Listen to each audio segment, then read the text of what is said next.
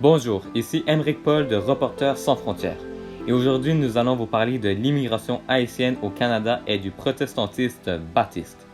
Pour commencer, nous devons reculer 2 siècles plus tôt, en 1804, lorsqu'une petite île dans les Antilles obtient son indépendance. L'immigration commence plusieurs années plus tard, vers les années 1960, lorsque Duvalier devient dictateur de l'Haïti. Cet état politique effraie beaucoup la population et certains décident de fuir.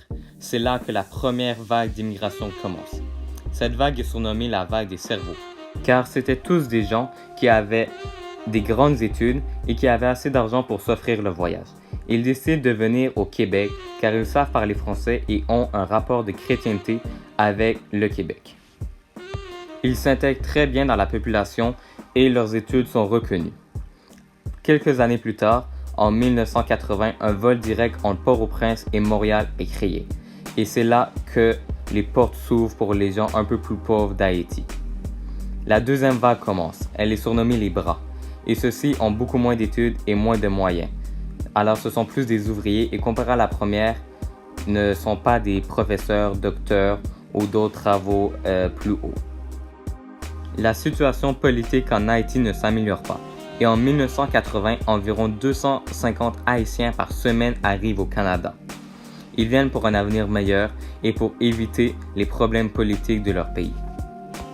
Finalement, une catastrophe arrive et en 2010, un séisme frappe l'Haïti.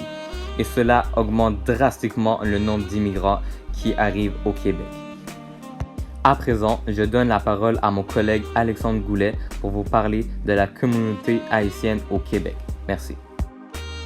Merci Emeric. Donc, comme Emeric vous l'a dit, beaucoup d'Haïtiens lorsqu'ils sont venus au Québec se sont installés dans le quartier Montréal-Nord.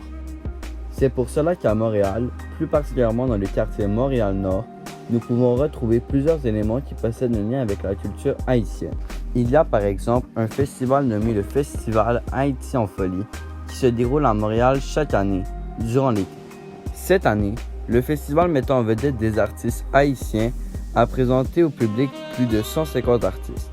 Le festival Haïti en folie est le plus grand festival musical dédié entièrement à la culture haïtienne dans le monde. Cette année, il a fêté sa 16e édition. La culture haïtienne est aussi représentée grâce à plusieurs restaurants qui préparent des mets haïtiens. Vous pourriez par exemple aller manger au restaurant Flap Flap et Gombo, se situant à Montréal-Nord. Dans ces restaurants, vous pourriez déguster de la soupe joumou, du griot avec riz collé et bien plus encore.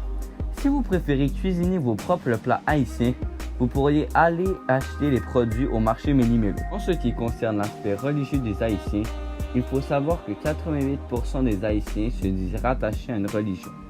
Sachant que 10% des Haïtiens sont chrétiens, protestants baptistes, beaucoup conservent leur religion en arrivant à Montréal. Ainsi, on peut retrouver beaucoup de chrétiens protestants baptistes à Montréal-Nord. Il y a donc plusieurs églises baptistes dans le quartier pour que ceux-ci puissent pratiquer leur religion. On y retrouve l'église évangélique baptiste de Montréal-Nord, l'église baptiste Nouvelle-Jérusalem et l'église baptiste.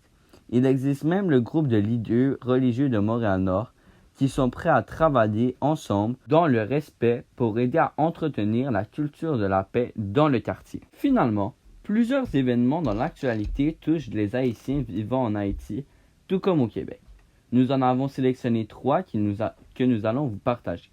Premièrement, il y a 2 semaines, un homme a été soupçonné d'avoir monté un attentat terroriste dans le but de renverser l'ancien gouvernement haïtien qui était présidé par Jovenel Moïse. Cet homme, nommé Gérard Nicolas, habite à Lévis.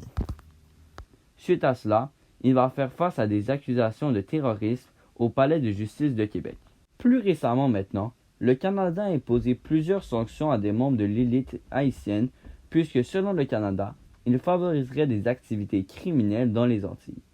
Les derniers membres de l'élite qui ont été touchés par ces sanctions sont Gilbert Bigeaud, qui est considéré comme la personne la plus riche d'Haïti, ainsi que Reynold Dib et Shérif Abdallah. Pour justifier ces sanctions, la ministère des Affaires étrangères Mélanie Joly a dit ceci. Le Canada a des raisons de croire que ces personnes utilisent leur statut de monde très en vue de l'élite économique en Haïti pour protéger et permettre les activités illégales de gangs criminels armés, notamment par le blanchiment d'argent et d'autres actes de corruption.